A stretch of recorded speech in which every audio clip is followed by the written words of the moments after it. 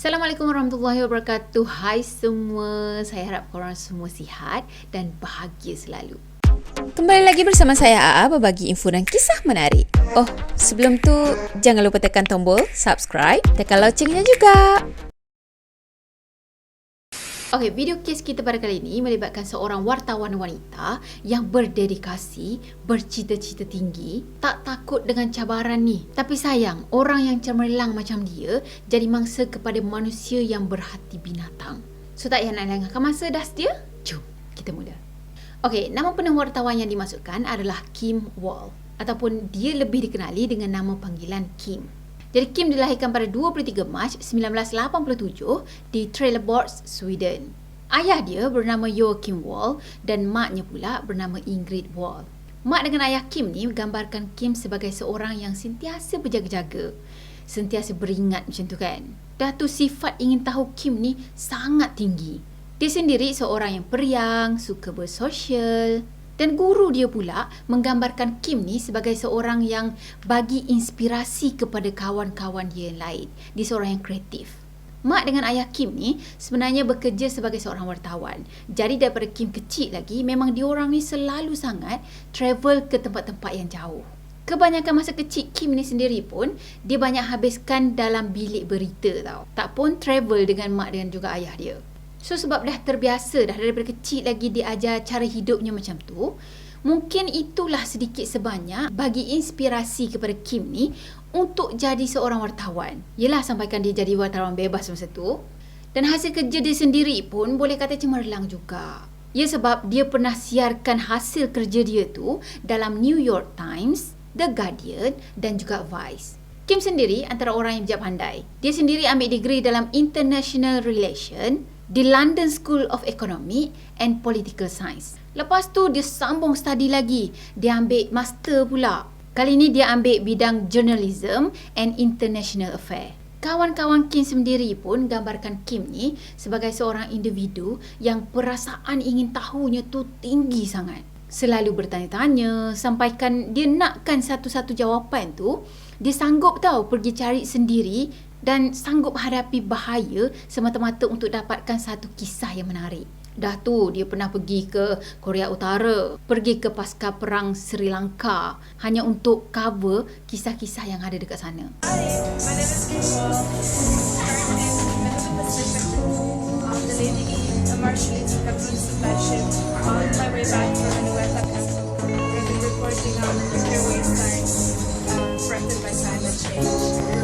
This is exactly the kind of stories I like to do, where you combine on the ground, shoot letter reporting with foreign policy that hopefully carve out a space for myself in the male-dominated world that is foreign policy. So memang sesuai sangatlah Kim jadi seorang wartawan. Dia suka cari berita yang rare, lepas tu yang melibatkan masyarakat dan juga sesuatu dalam bidang dunia reka cipta. Tak lama lepas tu, dia kenal dengan salah seorang pencipta asal daripada Denmark. Pencipta yang dimasukkan ni boleh kata popular jugalah sebab dia sendiri dikenali sebagai celebrity micro tau. Nama pencipta ni adalah Peter Madsen. Okey, Peter, dia dilahirkan pada tahun 1971. Maknya nama Annie dan ayahnya pula namanya Carl. Jadi masa Peter ni kecil, diorang semua tinggal di Denmark sana. Tepatnya lagi, diorang tinggal dekat sebuah bandar kecil yang bernama Sabi. Dan tak lama lepas tu, diorang pindah ke sebuah bandar yang bernama Hong. Sebenarnya Annie ni, maknya kepada Peter, dia 30 tahun lebih muda daripada ayahnya Peter ni, si Carl. Dan Annie sendiri dah ada 3 orang anak hasil daripada hubungan dia dengan ex dia sebelum ni. Jadi lepas Annie ni kahwin je dengan Carl, barulah dia dapat Peter tadi. Katanya Carl ni, dia seorang kaki dera. Dia suka sangat mendera anak tiri dia tau. Dan masa Peter ni berumur 6 tahun, Annie dan juga Carl tadi, dia orang bercerai. Pada masa tu, Annie tadi dia bawalah anak-anak dia semua tinggal dengan dia. Tapi beberapa tahun lepas tu, si Peter tadi pergi pindah dan tinggal dengan ayah dia. Katanya sejak daripada tu juga, dia dah tak bercakap lagi dah dengan maknya. Tak tahulah ada masalah apa antara Peter dengan mak dia ni, sampaikan dia buat keputusan untuk tinggal dengan ayah dia. Kalau tak ada masalah, takkanlah boleh nak tinggal dengan ayahnya lepas sudah tak berhubung langsung lagi dah dengan maknya ni kan. Mesti ada masalah. Cuma dia tak ada ceritakanlah kat sini apa masalah dia orang tu. Okey, lepas Peter tadi ambil keputusan untuk tinggal dengan ayah dia, lama kelamaan dia share hobi yang sama macam ayah dia tau, iaitu mencipta roket. Hebat jugalah dia ni tau. Pada 13 Mac 1986, masa tu umur dia 15 tahun. Dia dah berjaya dah lancarkan roket besar yang pertama dia. Tapi pada masa tu cikgu fizik dan juga cikgu kimia dia tolong lah. Dan roket tu sendiri boleh terbang sehingga 100 meter. Lepas tu boom, terhempas. So sebab hal ni jugalah si Peter tadi lebih dikenali dengan nama gelaran Rocket Madsen. So Peter, dia daripada kecil lagi dia memang dah bercita-cita tinggi dah. Dia minat sangat dalam dunia peroketan ataupun mencipta roket lah. Suka hati saya je kan, buat bahasa sendiri. Dah tu dia sangat-sangat bijak dalam bab-bab mesin ni. So Peter ni dia ada satu impian yang sangat besar tau. Kalau orang tahu je impian dia ni, orang akan cakap wow, dia seorang yang sangat cemerlang. Lepas tu ada vision, ada impian besar yang dia nak capai. Dan tahu tak apa impian dia? Impian dia adalah untuk jadikan negara Denmark sebagai sebuah negara pengeluar roket terbesar di dunia. Wow kan? Ada seorang kawan dia ni namanya Thomas Jensing. Boleh kira kawan baik dia jugalah. Jadi Thomas ni cakap, Peter ni sebenarnya dia ada rasa satu kebencian terhadap wanita tau. Mungkin sebab daripada kecil lagi dia dah simpan dah rasa kebencian tu. Dan mungkin rasa kebencian tu sendiri datang daripada mak dia. Tapi dalam masa yang sama juga sebenarnya dia dah ada isteri dah ada anak-anak pun. Jadi itulah sedikit latar belakang si Peter ni. Okey, masa kejadian ni berlaku, Kim dan juga boyfriend dia ni yang namanya Ollie, diorang berdua tinggal di Ref Saloon yang ada di Copenhagen. Jadi workshop Peter tadi sebenarnya ada dekat je dengan rumah kedua pasangan ni. Cuma Peter pada masa tu dia tak fokus kepada roket 100% lah. Sebab dia dah macam bertukar minat sikit. Dia bukan tak buat roket, dia masih lagi buat roket. Dan katanya dalam beberapa bulan lepas tu, dia ada pertandingan roket dengan pesaing dia macam tu lah. Tapi dalam masa yang sama juga, dia tengah bina kapal selam. So sebenarnya sebelum-sebelum ni, dia dah ada beberapa siri dah kapal selamnya. Ialah proses percubaan kan, nama lagi research. Dan yang sekarang ni, kapal selam yang sekarang ni, dia bagi nama UC3 Nautilus. UC3 Nautilus ni adalah kapal selam dia yang ketiga dah. Dan kapal selam tu semua bukan dibeli siap tau. Tapi diorang buat kapal selam tu dekat workshop diorang. Cantumkan semua besi-besi tu semua. Lepas tu buat sistem dia. Dan barulah diorang pergi test dekat dalam air sana. So semua kerja tu semua diorang buat sendiri. Kalau dah diorang mestilah ada geng dia kan. Ya memang dia macam ada tubuhkan satu company macam gitu untuk buat benda ni. Dan dalam masa yang sama juga dia ada bagi ceramah, bagi lecture ataupun pergi mengajar macam gitulah. Lepas tu dapatlah duit-duit sikit kan. Jadi duit tu semua dia jadikan dana untuk bina kapal selam ni. Jadi Kim pada masa tu sebenarnya dia tak minat sangat dengan kapal selam ni semua. Sebab Peter lebih dikenali dengan Rocket Madsen tadi kan. Jadi dia lebih berminat untuk cerita tentang roket tu. Cerita macam mana awal mulanya si Peter ni minat dengan roket sampai kan berjaya buat roket tu. Macam gitulah kan. Tapi sebab sekarang ni si Peter ni tengah buat kajian pasal kapal selam. So apa yang Peter boleh share pada masa tu adalah proses kapal selam tu lah. Jadi Kim fikir mungkin ini satu benda yang menarik juga untuk di-share kepada orang ramai. Ialah impian Peter bukan sebatas hanya menghasilkan roket, tapi juga menghasilkan kapal selam. So dia pun ajaklah jumpa kan. Si Kim ni ajak Peter jumpa, nak interview macam tu. Banyak kali tau dia approach. Banyak kali juga si Kim ni contact dengan Peter ni, tanya bila boleh jumpa, bila free, bila boleh dia interview. Sebab Peter ni sebenarnya dia memang banyak sangat ambil interview. Tapi interview daripada wartawan yang lain lah. Sebab itulah dia tadi dikenali sebagai selebriti mikro macam tu. So masa tu dalam berbulan jugalah si Kim ni cuba untuk approach Peter untuk set tarikh. Lepas tu bolehlah buat interview semua kan. Tapi tak berjaya juga. Alasannya sibuk macam tu. Jadi pada 10 Ogos tahun 2017, hari tu sebenarnya Kim dengan teman lelaki dia ni, Ollie, diorang ada buat parti perpisahan. Sebab katanya diorang berdua ni ada terima satu job dekat China. Jadi dalam beberapa hari je lagi diorang akan fly ke China lah untuk terima job tu. So pada hari tu diorang dah plan dah nak buat parti perpisahan macam tu untuk diorang berdua ni dengan kawan-kawan diorang yang lain. Katanya parti tu diorang buat dalam tengah hari macam gitu. So start daripada tengah hari, dah diorang layan tamu semua, makan-makan macam tu kan.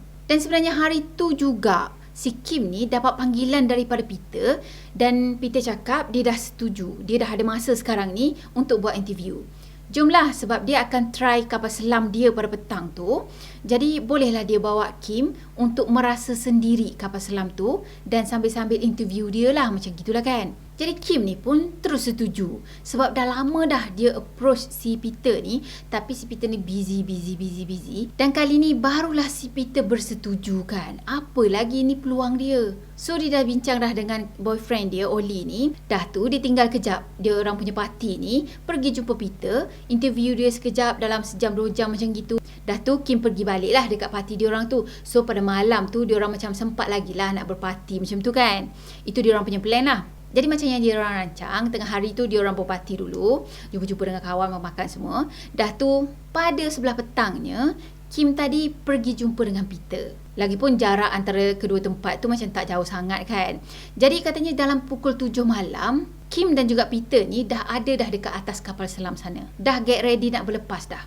Masa tu sempatlah si Kim ni mesej boyfriend dia. Dia cakap masih hidup lagi. Tapi saya dah nak turun ni. I love you katanya. Tak lama lepas tu, Kim mesej lagi sekali. Oh, dia bawa kopi dan biskut macam tu. Dan itulah mesej terakhir daripada Kim. Katanya ada satu gambar ni yang Kim ambil selepas 90 minit dia berlepas. Gambar itulah bukti terakhir yang mengatakan Kim ni masih lagi hidup pada masa tu. Jadi boleh kata dalam pukul 7 ke 10 malam tu, Kim masih lagi hidup.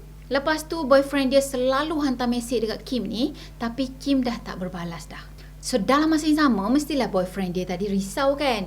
Kok lah apa-apa yang jadi dengan Kim. Sebab Kim kan dah janji lepas dalam 2-3 jam dia interview Peter tu, lepas tu dia pergi balik ke parti tu lah.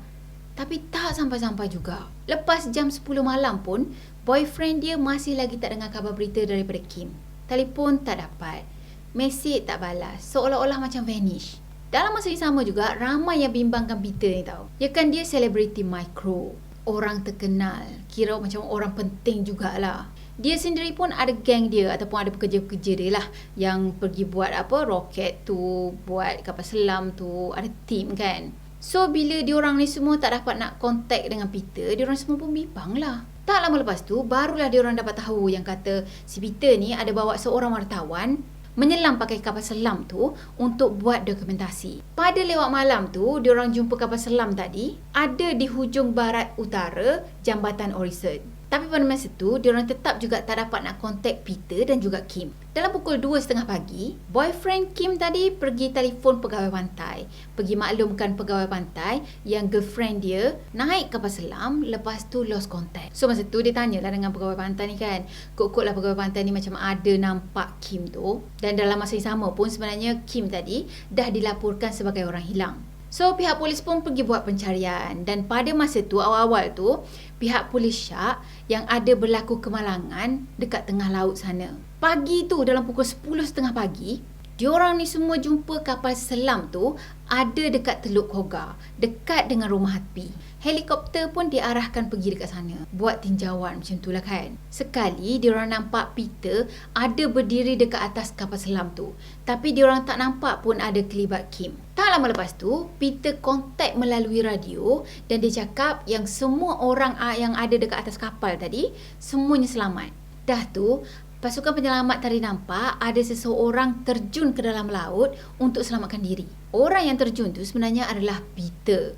Dah tu adalah seorang nelayan ni yang kebetulan lalu situ kan. Jadi nelayan ni tolong selamatkan Peter. Dan dia bawa Peter ni pergi ke Pelabuhan Dragor. Lepas Peter dah terselamat tu, sebenarnya dekat darat sini dah ramai dah wartawan yang tengah menunggu.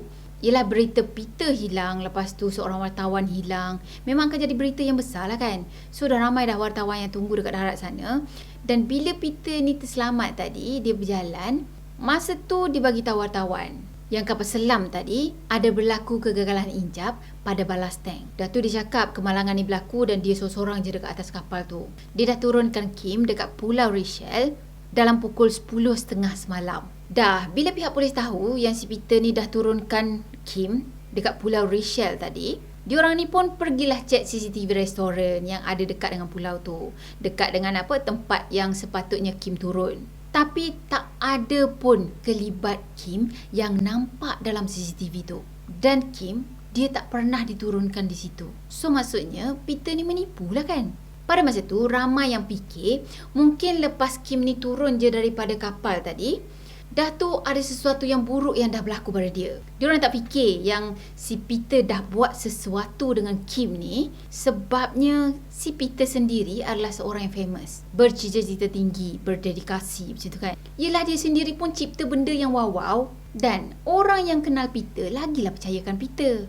Yelah diorang buat kerja sama-sama, kerja dalam teamwork macam tu kan. Dah tu diorang tahu perangai Peter ni macam mana. Dalam fikiran diorang tak mungkin Peter dah buat sesuatu yang buruk kepada Kim. Dan tak mungkin kalau betul lah kapal tu tenggelam, Peter tadi dia akan biar je Kim tu tenggelam dengan kapal. Dia cakap tak mungkin, itu bukan perwatakan Peter. Katanya Peter dia akan selamatkan Kim dulu. Tapi makin ke sini, makin ramai pula yang syak yang kata Peter ada kaitan dengan kehilangan Kim. Sampai kawan-kawan dia pun mula macam terpaksa percaya macam tu lah. Okay, Lieutenant Commander D.T. Diablo adalah seorang komander daripada Tentera Laut Denmark. Jadi pihak penyiasat ni panggil beliau untuk membantu kes ni. Masa tu, dia dilantik sebagai Ketua Pegawai Kejuruteraan Kapal Selam. Dan bila dia dengar je kata kapal selam tu tenggelam, dia dah mula curiga dah. Diablo cakap kapal selam dia tak akan tenggelam macam tu. Dia masih lagi boleh diselamatkan. So pada masa tu diorang cadangkan supaya buat tangkapan terhadap Peter. Dah tu diorang macam nak dengar sendiri cerita daripada Peter, apa yang sebenarnya dah berlaku dalam kapal selam tu. Okey, kawan Peter, Thomas Jezing, dia sendiri pun cakap yang si Peter ni nampak macam pelik tau, nampak macam aneh. Dia tak macam diri dia yang selalu. Biasanya kalau benda-benda gini jadi, maksudnya kapal selam dia tadi tenggelam macam tu lah kan, dia akan cakap, aku rasa macam sangat-sangat sedih. Yelah, dia akan tunjukkan rasa kecewa dia, rasa sedih, rasa macam nak marah macam tu kan.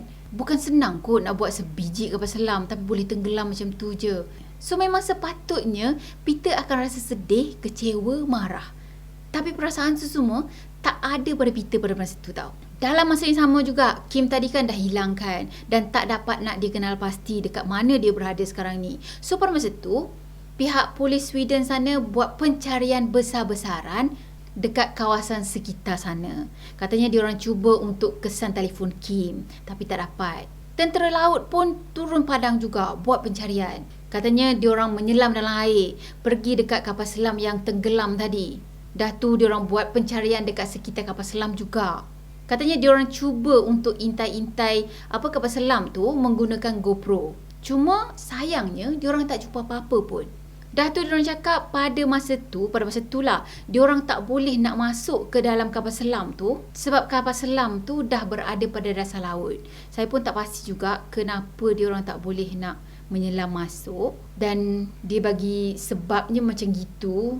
Tak tahu masalah sebenarnya apa. Okey, dalam masa yang sama tadi diorang buat pencarian besar-besaran tu kan.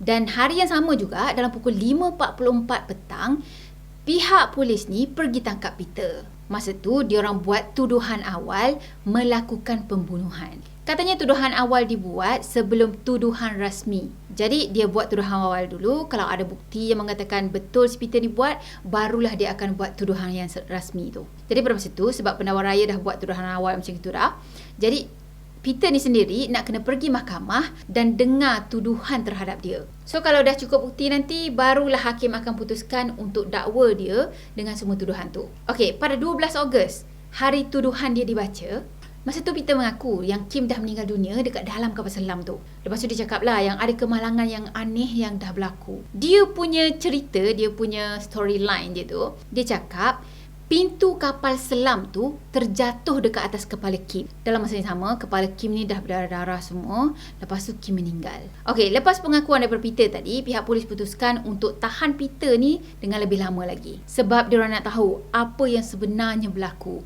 Diorang nak dengar cerita secara detail daripada si Peter ni. Sebenarnya pakar cakap yang kemalangan macam gini tak mungkin akan berlaku. Pekerja-pekerja Peter yang satu grup dengan dia kan buat kapal tu, diorang sendiri pun tak percaya tau dengar statement daripada Peter ni. Diorang cakap itu semua tak mungkin berlaku. Tapi nampaklah muka diorang tu macam kecewa gila dengan Peter. So pada masa tu, pendakwa raya diputuskan untuk dakwa Peter atas tuduhan kecuaian sehingga menyebabkan kematian. Pada masa tu dah 2 hari dah Kim hilang. Dan mayat Kim sebenarnya masih lagi tak dijumpai. So dalam masa yang sama, pihak penyiasat ni angkat kapal selam tadi yang dah ada dekat dasar laut sana kan. Diorang angkat kapal selam tu, letak dekat darat sana dan mulakan siasatan. So bila diorang masuk ke dalam kapal tu, diorang cek-cek tak ada pun mayat yang dijumpai. Jadi ketua komander tadi adalah salah seorang orang yang pertama yang masuk ke dalam kapal tu. Dah masuk tu, dia cakap kat dalam kapal tu sepah sangat. Dah tu diorang jumpa sesuatu yang macam daging tau dekat dalam kapal tu. Jadi masa diorang masuk tu pun adalah beberapa orang yang perasan tau. Sebab macam adalah air yang menitik-nitik macam gitu. Lepas tu pakaian diorang pun macam basah kan. Dan diorang perasan bau basah tu seolah-olah bau logam bercampur dengan darah tau. Dalam masa yang sama juga diorang jumpa ada beberapa barang milik Kim, termasuklah jaket dia. Tak lama lepas tu pegawai polis tadi buat pengumuman. Katanya jelas ada bukti yang mengatakan kapal selam tu sengaja ditenggelamkan. Paling penting bercanggah dengan apa yang si Peter ni ceritakan sebelum ni. Okey, pada 16 Ogos, tuduhan ke atas Peter tadi diubah balik. Lebih teruk sikit lah daripada yang sebelum ni. Kali ni, dia didakwa telah menyebabkan kematian orang lain dalam keadaan yang sangat teruk. Okey, dalam masa yang sama juga, ingat lagi tak ada seorang nelayan ni yang tolong Peter masa Peter dah terjun ke dalam laut kan. Lepas tu dia selamatkan Peter macam tu, bawa pergi ke darat. Ya, nelayan tu pun ada buat keterangan juga. Katanya masa dia pergi selamatkan Peter tu, Peter cakap macam ni dengan dia tau. Tunggu kejap, aku nak pergi baiki sesuatu sebelum kapal selam ni tenggelam. So, apa yang dia nak baiki tu? Okey, pada 21 Ogos, masa ni Kim dah hilang dalam 11 hari dah. Pada masa tu, pihak pendawa raya ni putuskan untuk dakwa Peter atas tuduhan kecuaian sampai menyebabkan kematian. Tu pun lepas banyak sangat cerita daripada Peter ni yang bercanggah tau. Bercanggah dengan bukti yang diorang ni dapat. Masa masuk mahkamah tu, Peter tetap juga dengan cerita dia yang kata pintu kapal selam tadi terjatuh dekat atas kepala Kim dan Kim meninggal. So masa tu Peter panik, dia trauma sampaikan dia terfikir untuk jadikan laut tu sebagai kuburnya Kim ni. Peter cakap dia buang mayat Kim ke dalam laut. Kat situ pun dah banyak tanya kan. Pertama agak tak mungkin tau pintu kapal selam tu boleh tercabut macam gitu je. Macam yang cakap tadi lah, even kawan-kawan engineer dia yang lain pun cakap benda tu tak mungkin berlaku. Dah tu diorang persoalkan lah, kalau betul pun benda tu berlaku, kenapa Peter ni tak cepat-cepat naik ke permukaan? Padahal kalau dia nak naik daripada dasar laut sana, naik ke permukaan lebih kurang dalam 30 minit je. So, bolehlah dia minta tolong, dia panggil paramedik ke apa kan. Dan kedua, kenapa dia pilih untuk buang mayat Kim ni ke dalam laut, jadikan laut tu kubur Kim, kalau badan Kim ni tak ada apa-apa yang mencurigakan lah. Okey, pada hari sama pengumuman yang kata nak dakwa Peter tadi dibuat, pada petang tu diorang jumpa ada satu bahagian mayat yang dihanyutkan ke pantai Amiga. Dan dekat bahagian tubuh tu sebenarnya ada satu logam ni yang sengaja diikat seolah-olah tak nak bagi bahagian tubuh tadi hanyut ke pantai. 2 hari kemudian pada 23 Ogos, pasukan forensik sahkan yang bahagian tubuh yang diorang jumpa tu adalah milik Kim. Cuma pada masa tu diorang tak dapat nak kenal pasti punca kematian Kim ni. So, dah nampak dah dekat sini. Ini bukan kemalangan biasa. Dia cakap dia buang je mayat Kim dalam laut macam tu kan.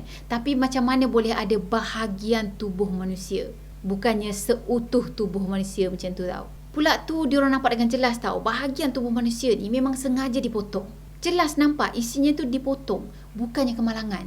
Yelah, kemalangan maksudnya macam kena makan dengan ikan ke, buaya ke apa kan. In case ada lah. So setakat ni je, Peter tadi masih lagi berkeras. Ini semua kemalangan. 2 hari lepas tu, Peter didakwa dengan dakwaan lain pula. Kali ni dia didakwa dengan pengendalian yang tidak senonoh. Kalau kita tukar dalam bahasa Melayu macam bunyi pelik lah sikit kan. Tapi itulah. Mungkin lepas ni dakwaan tu semua kita baca bahasa English je lah Okey, pada 5 September, pada hari perbicaraan tu, Peter minta supaya pra-perbicaraan dia dibuat secara terbuka. Maksudnya pihak media pun boleh ada pada perbicaraan dia tu. Kadang nampak dia ni macam suka sangat dapat perhatian tau. Sebab itulah dia nak kes dia ni pun orang ramai tahu. Okey, dah masuk mahkamah tadi pun sama juga. Peter tetap dengan cerita dia, kata ini semua kemalangan. Cuma kali ni, dia cerita dengan lebih detail sikit. Apa sebenarnya yang dah berlaku. Dia cakap, masa tu dia buka pintu untuk Kim. Dah tu macam dia panjat-panjat keluar lah kan. Panjat-panjat keluar, lepas tu dia buka pintu. Tapi masa tu dia terlepas pintu tu dan pintu tu jatuh ke atas Kim. Jatuh tu pula macam terkena kepala Kim macam gitulah kan. So masa tu darah semua dah merata-rata dah. Dan dia sempatlah sentuh leher Kim ni, dah tak ada nadi pun. Peter cakap apa? Dia cakap dalam keadaan macam gitu, tak ada mana-mana doktor yang boleh selamatkan Kim. So, Kim meninggal dekat situ. Dalam mahkamah tu juga, pendakwa raya ni ada keluarkan hujah tau. Hujah yang mengatakan kemungkinan si Peter ni berminat dengan video lucah ganas. Jadi, diorang pun minta supaya mahkamah benarkan diorang ni dapatkan laptop milik Peter. Supaya diorang boleh dapat kepastian betul ke Peter ni ada fantasi seks ganas macam gitu. Tapi pada masa tu Peter tak bahagi tau. Sebab dia cakap apa? Cakap dalam laptop dia tu penuh dengan dokumen yang confidential macam tu lah. Yelah kan dia seorang reka cipta. Dia cipta roket, dia cipta kapal selam. So mungkin dekat dalam komputer tu, bukan mungkin, sepatutnya lah dekat dalam komputer tu memang banyaklah rahsia-rahsia tentang projek dia kan. Jadi sebenarnya logik kalau dia tak bagi, logik lah. Tapi sebab dah jadi pembunuhan macam ini, mestilah orang akan lagi syak kan. Kenapa kau tak nak bagi? Bagi je lah, sebab ini melibatkan kehidupan kau lepas ni macam tu kan. Okey, dalam masa yang sama juga, pendakwa raya ni minta supaya Peter pergi buat ujian psikiatri. Tu pun dia tak nak juga. Pelik lah kan. Kenapa tak nak pergi buat ujian psikiatri? Pergi je lah. Kalau betul dia tu tak ada apa-apa. Cuma last sekali, hakim putuskan supaya si Peter ni serahkan laptop dia dan juga pergi buat ujian psikiatri. Wajib buat semua tu. Sebenarnya kes dia ni ada dekat Netflix tau. Netflix ada buat dokumentari. Tajuk dokumentari tu adalah Into the Deep, The Submarine Murder Case. Macam itulah dia punya tajuk. Saya tengok dokumentari ni pun, mula-mula tu saya rasa macam, wow, dia ni hebat lah.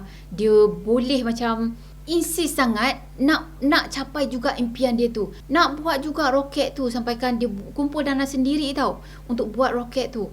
Dah tu pergi cari dana sendiri juga untuk buat kapal selam pula macam tu. So nampaklah betapa gigihnya dia, betapa usahanya dia.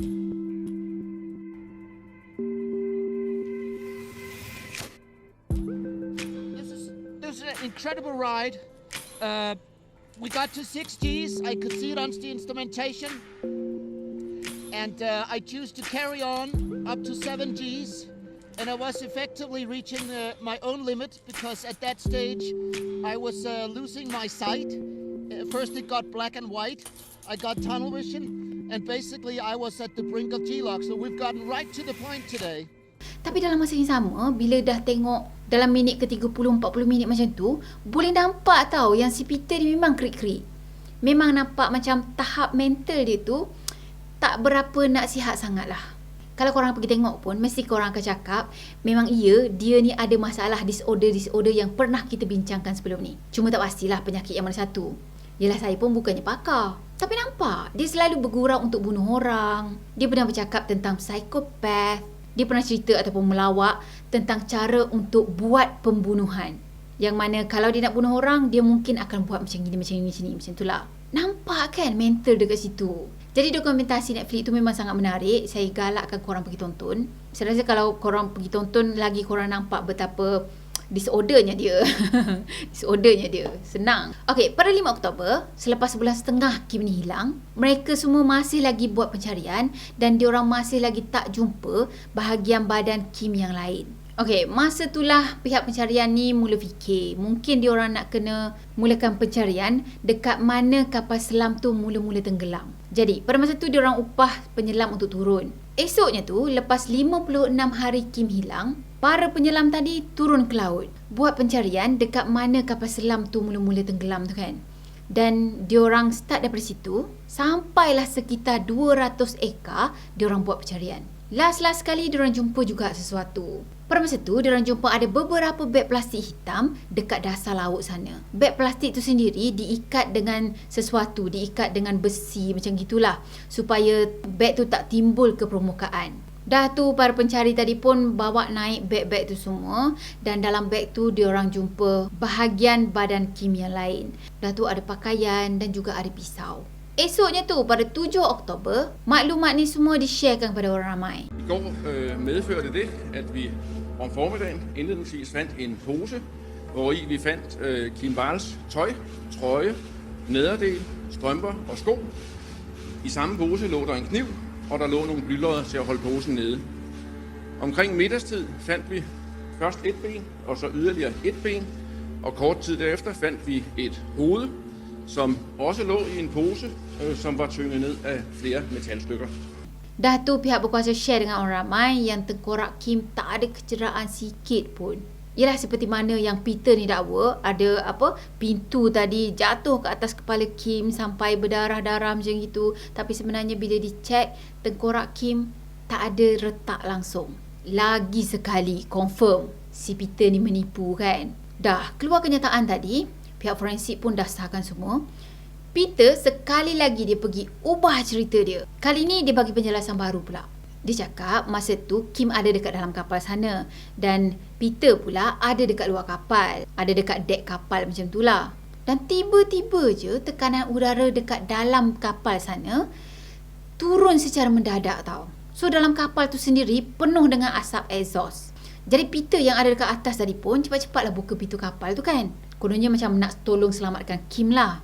Tapi sayangnya pada masa tu dia cakap Kim dah meninggal dunia dah sebab terhidu banyak sangat asap karbon monoksida. Itulah cerita yang Peter bagi tahu pada masa tu. Sampai sini pun dia tak ngaku tau yang kata dia dah bunuh Kim. Dia tetap juga insist, dia cakap yang ini semua kemalangan, bukannya disengajakan. Jadi pada masa tu sebab pihak polis pun tak ada bukti yang mengatakan si Peter ni dah buat pembunuhan tu, jadi pada masa tu dia orang macam terpaksalah cari bukti yang lain kan. Okey, pada 11 Oktober, Peter beritahu yang dia tak akan bagi kerjasama lagi dah dengan pihak polis dan dia tak nak lagi ambil bahagian dalam pendengaran awal dekat mahkamah sana. Pada masa ni juga sebenarnya diorang jumpa ada satu gergaji ni dengan pemegang oren dekat Kroger Bay sana. Rupa-rupanya pada pagi tu si Peter ni dia ada wawancara dengan salah seorang wartawan ni. Dan dalam video wartawan tu rakam, ada nampak gergaji yang sama tergantung dekat bahagian dinding bengkel tu. Gergaji tu pula gergaji kayu tau. Yang mana tak sepatutnya gergaji tu ada dekat situ.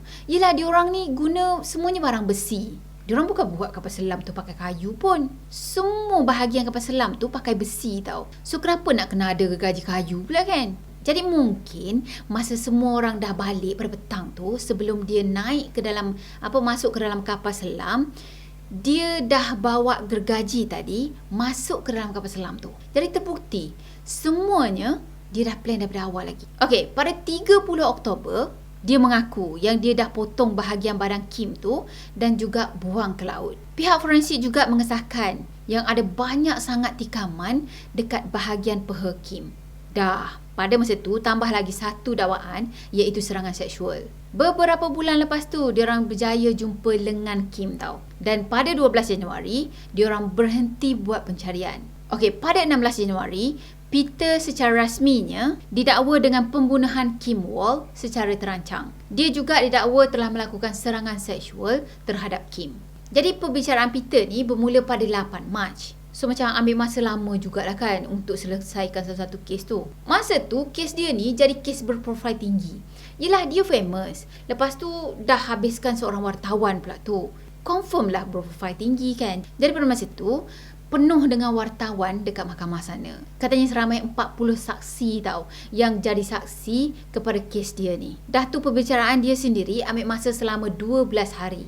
Masa perbicaraan tu, dia ceritakan apa yang sebenarnya berlaku. Tapi versi dia lah. Dan banyaklah teori-teori yang dia keluarkan. Teori pasal kapal selam, apa yang berlaku. Tapi dia punya teori tu macam ke arah saintifik sikit tau. Jadi orang-orang biasa yang dengar apa yang dia cerita, memang susah sangat nak faham. Boleh kata tak faham lah kan. Orang kata kalau tak tahu basic memang nganga je lah dalam mahkamah sana. Sebab dia kan pakar dalam bidang tu. Dia pakar dalam bidang reka cipta ni semua kan. So bolehlah dia kelentong secara saintifik. Jadi pada masa tu sebenarnya daripada cerita dia lah. Dia cakap Kim ni meninggal disebabkan karbon monoksida. Macam yang sebelum ni lah. Lepas tu sebab dia panik sangat, dia tak tahulah apa nak buat. Dah tu dia pergi potong-potong badan Kim ni dan buang ke laut. Padahal gergaji untuk potong tu semua dia dah bawa daripada awal lagi dah. Dah tu tadi kan mahkamah arahkan dia supaya serahkan laptop tu kan, yang mana dia terpaksa serahkan juga. Lepas tu bila dah disiasat, dekat dalam laptop tu banyak sangat bukti yang mengatakan dia ni memang agak mental.